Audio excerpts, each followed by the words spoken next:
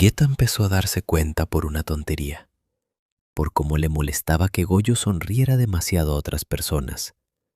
Ni siquiera sabía por qué le importaba. Estaban en el patio después de entrenar. Goyo estaba hablando con unos estudiantes más jóvenes, riéndose, exagerando como siempre.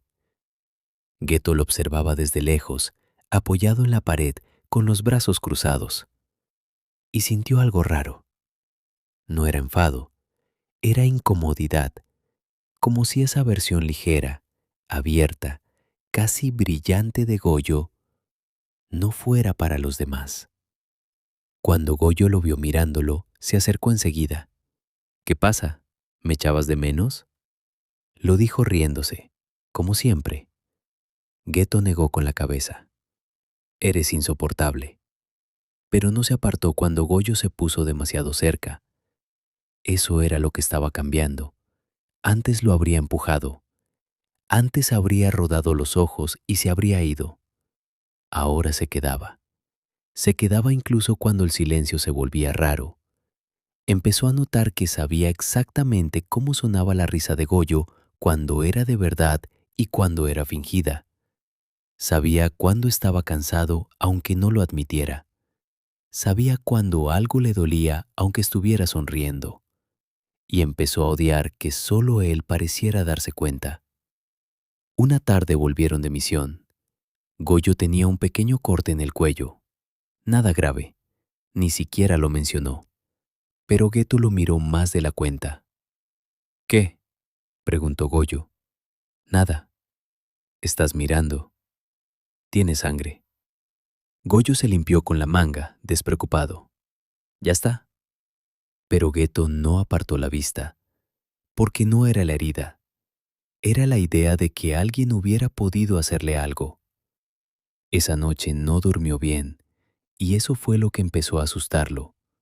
No la cercanía, no las bromas, no los roces accidentales al entrenar, sino que empezaba a reaccionar emocionalmente a cosas que antes no le afectaban.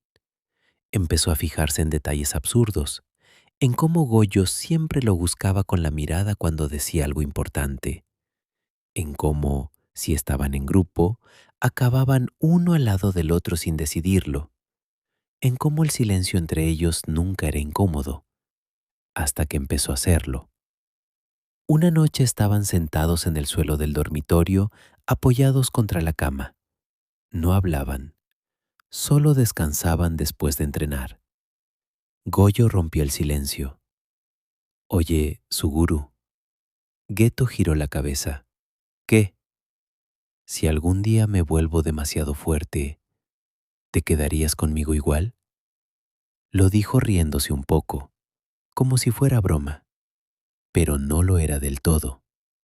Geto sintió algo extraño en el pecho, porque la respuesta le salió demasiado rápido. «Claro».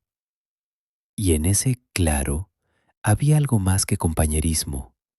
Había elección.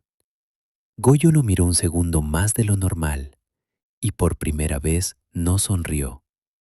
El aire se volvió denso. Geto fue el primero en apartar la mirada.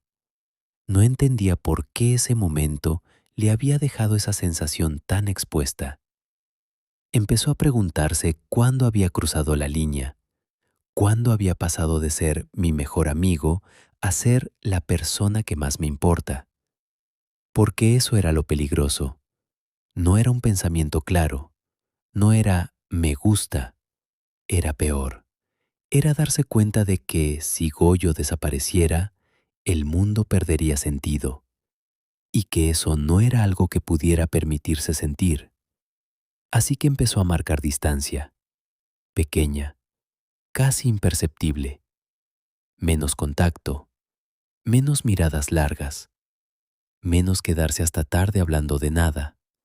Pero cada vez que lo intentaba, Goyo lo notaba y se acercaba más, como si también estuviera sintiendo algo que no sabía nombrar.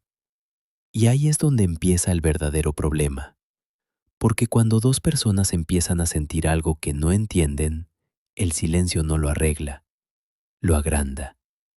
Y Geto todavía no sabía que ese silencio iba a ser lo que lo rompería todo.